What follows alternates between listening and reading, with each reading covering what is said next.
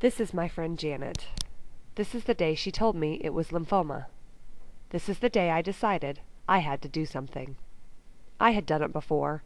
I'd run a marathon. I didn't do it well, but I finished. And I raised $5,000 for the Leukemia and Lymphoma Society. But that was back in 2002. I wasn't married. I was 25. I didn't have any children. I was participating in the Leukemia and Lymphoma Society's team and training program because I was a recreational runner and I wanted to say I had run a marathon.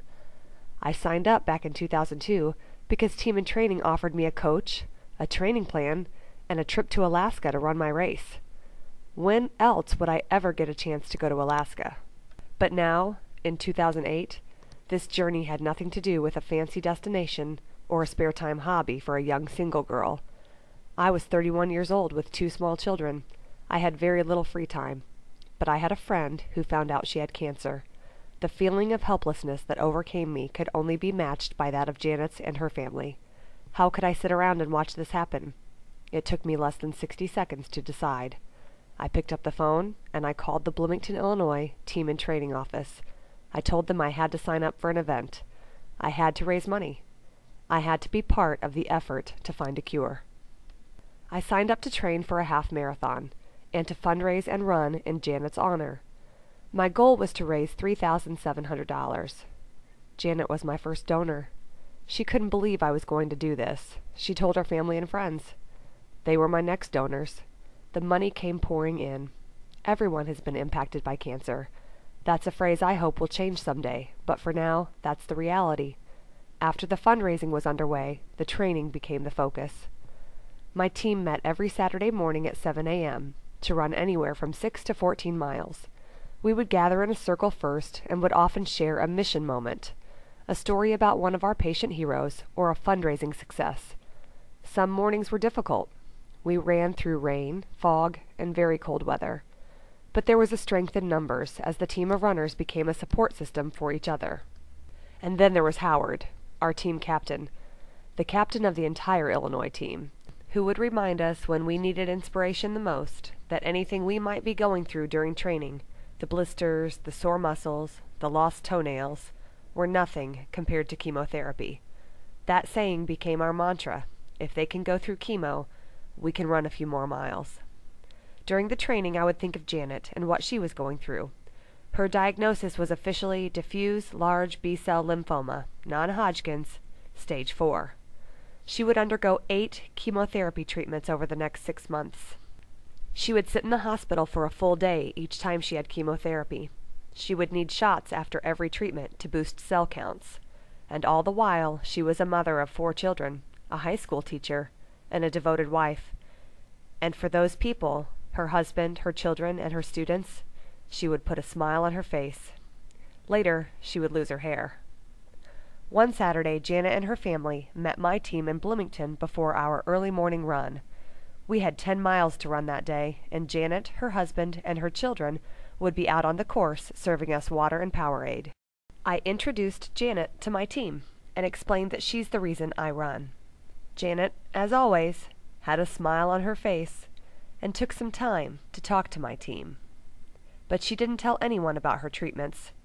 She didn't tell us if she was suffering. I may never know how she felt during that experience, because all she ever did was smile. Instead, what she told my team was how impressed she was with them, how she just couldn't believe they would wake up that early in the morning to run that many miles. She said she couldn't believe what we were going through. The irony in that statement didn't escape any of us. We couldn't believe what she was going through, and that's why we kept running and fundraising. When the training was over, I traveled to San Francisco to compete in the Nike Women's Half Marathon. To go to a race as part of the team and training group is like nothing you've ever experienced before. There is a pasta party on the night before the race. My friend Mindy and I entered the large convention center with our minds on a plate full of spaghetti to get ready for a big race. Instead, we were greeted by literally hundreds of people who clapped for us and for all that we'd done for the Leukemia and Lymphoma Society. We were overwhelmed, but that was just the beginning.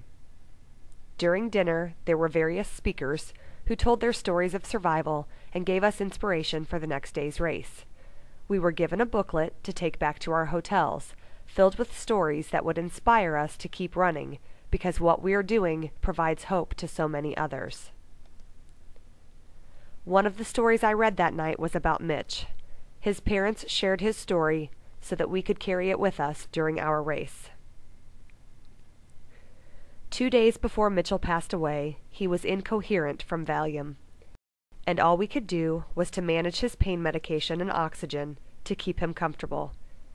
He opened those big blue eyes, nice and wide, and said, as clear as a bell, "Keep fighting." That is just the kind of spirit he possessed. When you reach that point in your race, keep fighting, not for Mitchell, but for yourself. The finish line is waiting for you. Keep fighting so that you can finish the task that you have trained so hard for, and in the process, help every other Mitch that is fighting for his life. Thanks again for your dedication. Stay the course. Finish strong. Go, Mitch, go. I finished the race, and Janet finished her battle. She's done with chemotherapy, and she's seen a few new hairstyles along the way. In her honor, I donated 8 inches of my own hair to the American Cancer Society. My time with Team in Training inspired me to volunteer for the next season as a coach. I continue to stay involved with the team, and I really do believe that we're helping to save lives, 1 mile at a time.